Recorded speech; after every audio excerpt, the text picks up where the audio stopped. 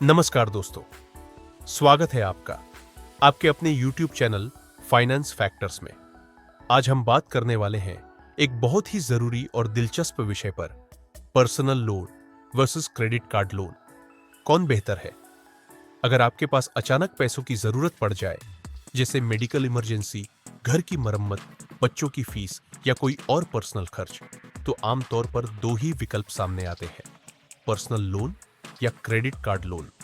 लेकिन सवाल यह है कि इन दोनों में से कौन सा विकल्प आपके लिए बेहतर रहेगा। पर्सनल लोन क्या होता है? पर्सनल लोन एक ऐसा अनसिक्योर्ड लोन होता है जो आप बैंक या एनबीएफसी से ले सकते हैं। इसमें आपको कोई गारंटी या कोलेटरल देने की जरूरत नहीं होती। आप इस लोन को किसी भी पर्सनल जरूरत जैसे शादी, ट्रैवल, मेडिकल खर्च आदि के लिए इस्तेमाल कर सकते हैं। लोन अमाउंट 50,000 से लेकर 25 लाख तक टेन्योर, 12 महीने से लेकर 60 महीने तक। इंटरेस्ट रेट आमतौर पर 10% से लेकर 18% सालाना तक होती है। 2. क्रेडिट कार्ड लोन क्या होता है? क्रेडिट कार्ड लोन दो तरीकों से मिल सकता है। पहला, जब आप अपने कार्ड का लिमिट यूज करके कुछ खरीदते हैं और बाद में ईएमआई में चुकाते हैं। दूसरा, जब बैंक आपको कार्ड के आधार पर प्री अप्रूव्ड लोन ऑफर करता है। ब्याज दर 18% से लेकर 42% सालाना तक हो सकती है, जो कि काफी ज्यादा है। लोन टेन्योर आमतौर पर 6 से 43 महीने तक लोन अमाउंट आपकी कार्ड लिमिट के हिसाब से तय होती है। 3. प्रोसेसिंग टाइम और डॉक्यूमेंटेशन पर्सनल लोन के लिए आपको कुछ बेसिक डॉक्यूमेंट्स देने होते हैं, जैसे कि ID proof, address proof, income proof, bank statement वगैरह।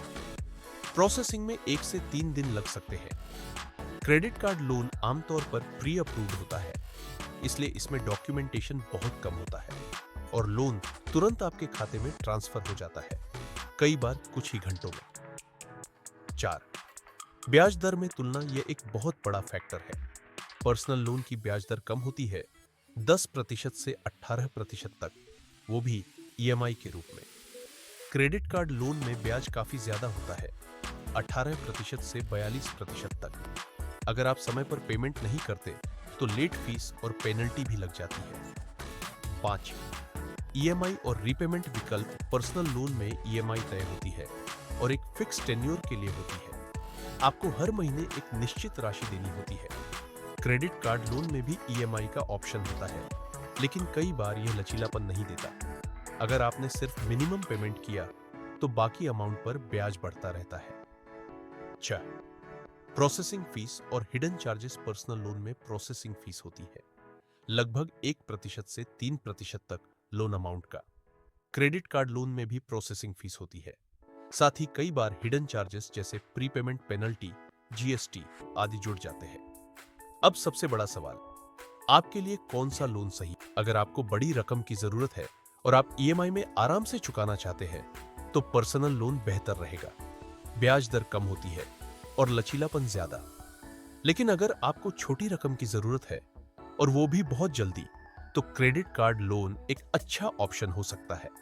बिना डॉक्यूमेंट्स के तुरंत पैसा मिल जाता है। 8.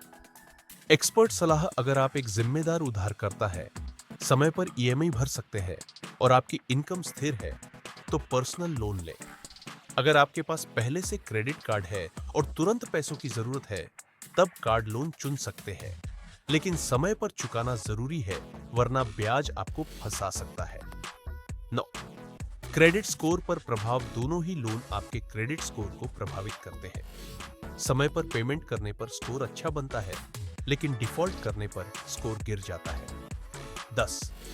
निष्कर्ष, कंक्लूजन। तो दोस्तों, अब आप समझ गए होंगे कि personal loan versus credit card loan दोनों के अपने फायदे और नुकसान हैं। कोई भी विकल्प चुनने से पहले ब्याज दर, ईएमआई, प्रोसेसिंग टाइम और आपकी जरूरत को अच्छे से समझें। फाइनेंस में जल्दबाजी नहीं करनी चाहिए, सोच समझकर फैसला लें।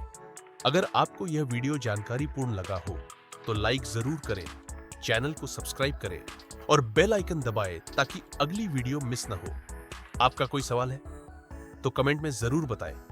मिलते हैं अगली वीडियो में, तब तक के लिए स्मार्ट बनिए, फाइनेंशियली सेफ रहिए।